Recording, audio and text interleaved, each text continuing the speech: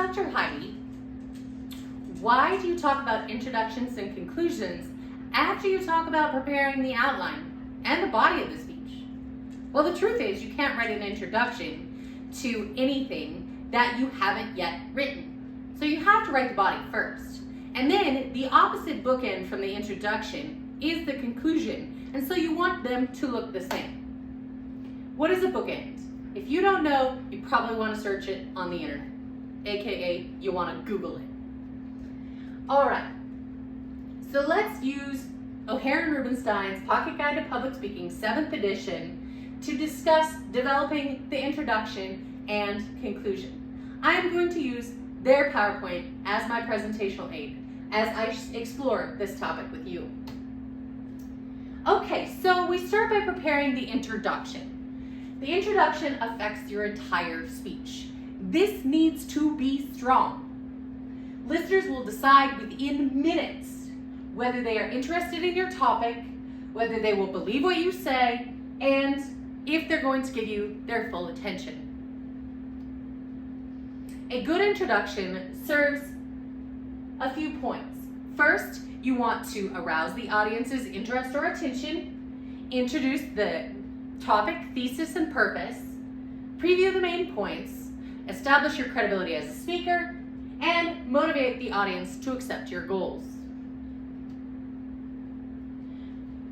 Part 1, and you would find this on my Dr. Heidi's How to Get an A outline. I call it an attention catcher, but the idea is the same.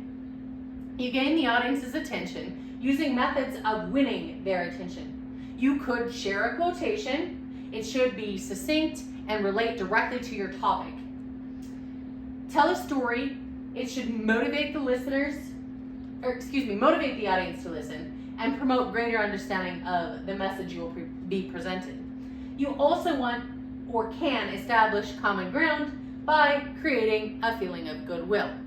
Any of these three will work. Additionally, you could provide unusual information. You want to do something maybe that surprises your audience.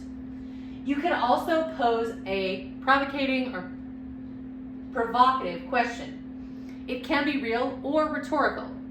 Assume that most people will think it's rhetorical and they are not going to raise your hand or stand up or whatever unless you ask them to. They are not really going to answer the question out loud unless you ask them to.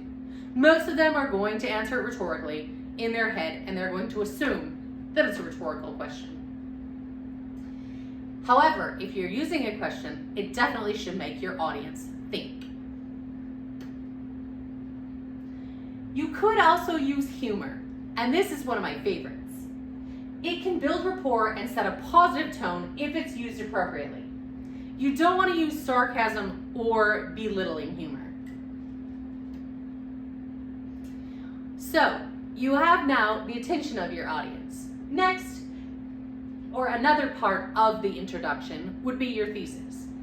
I would do catch the audience's attention, listener relevance, telling the listener why the speech is relevant, speaker credibility, why am I credible, and then the thesis and the preview of my speech.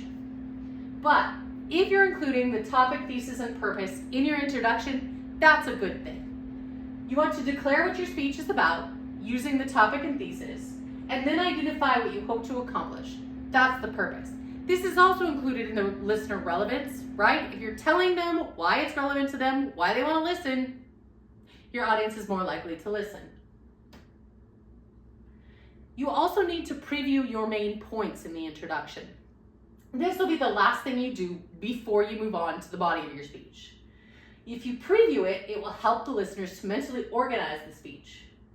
Then you should have introductory previews that are straightforward, and make sure you save the in-depth discussion of each of those points for the body of your speech. You want to establish your credibility as a speaker. Remember, I said catch the attention, listener relevance, speaker credibility, thesis, and preview of main points. That's how I would do the introduction. So you also have to establish your credibility as a speaker. Make a simple statement about your qualifications. Briefly emphasize your experience or knowledge, And the audience needs to trust what you say and believe in your ethos, your ethics, or good character as a speaker. But what if I don't have any credibility? Yes, you do. You're standing in front of the audience, you've done some research and you practiced the speech. That makes you a credible speaker. It makes you more knowledgeable than probably most of the people in your audience. You also want to motivate the audience to accept your goals. This is what I call the listener relevance. Like, address your topic's practical implications for your audience. Identify what the listeners stand to gain from listening to your speech, and convince the audience members your purpose is consistent with their motives and values. In other words, listeners are selfish, the audience is selfish, so tell them why they are going to benefit from listening to your speech. All right, we also need to talk about preparing the conclusion. Remember, I said the bookends, which technically hold your books on a shelf. Preparing the conclusion. Conclusions serve similar goals to an introduction. They signal the end of the speech, they summarize the main points, they reiterate the thesis and purpose, they challenge the audience to respond, and you ended the speech memorably. Signaling the end of the speech and providing closure. Using transitional words and phrases. Include things like finally, in conclusion, and let me close by saying. If you use in conclusion, it's likely the audience will stop listening. I would avoid using this phrase. Why?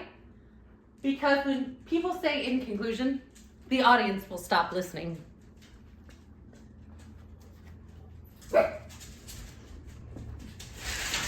We have been programmed as audience members to stop listening. Excuse me. To stop listening when we hear the words in conclusion. So you might choose something by saying, let me close by saying, in summary.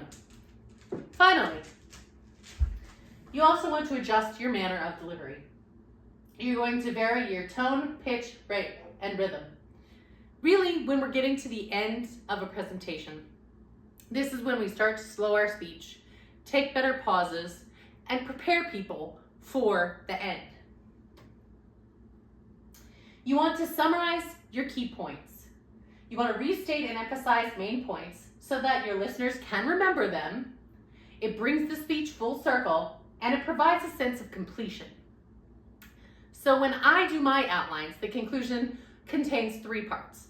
I don't have to establish the goals, remember that listener relevance piece, and I don't have to provide my credibility, but I do really include the other 3 pieces that are the same as the introduction. I review the main points, restate the thesis, and provide a clincher, the opposite of the attention catcher.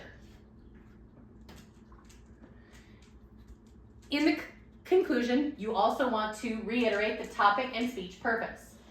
Always reiterate the topic and speech purpose. This imprints them on the audience's memory. That's why you review the main points and restate the thesis. Challenge the audience to respond to the information you have provided them. Informative speeches challenge listeners to use what they've learned to benefit themselves. Persuasive speeches challenge listeners to act in response to the speech, see the problem in a new way, or change their actions and beliefs. So if I was giving a speech on why you should walk miles every day, or even minutes every day, I might be able to inform you about the benefits of doing this, or if I'm giving a persuasive speech, I might persuade you to get up and actually go for a walk. You need to challenge the audience to respond in either occasion. Making the conclusion memorable.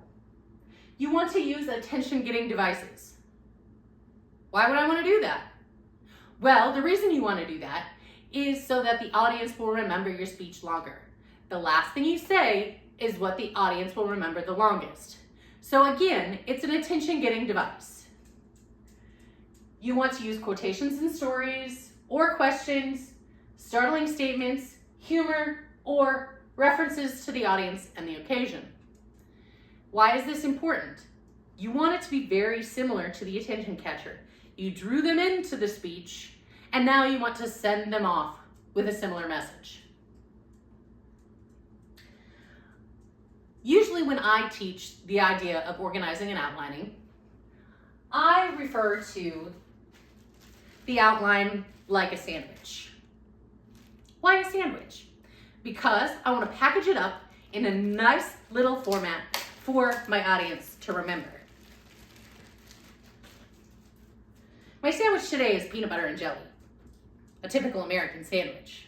As you noticed, my 2 pieces of bread are exactly the same.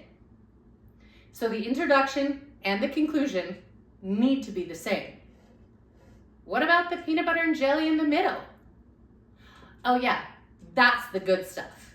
So you tell them what you're going to tell them, tell them what you told them, and package it up in a nice sandwich, a nice little message for your audience to take with them. Why is this important? Well, it's important because it helps your listeners follow along, and with a speech, they can't go back and read anything. They have to remember what you told them. Put it in a format that's easy for them to remember, and in some cases, tasty too.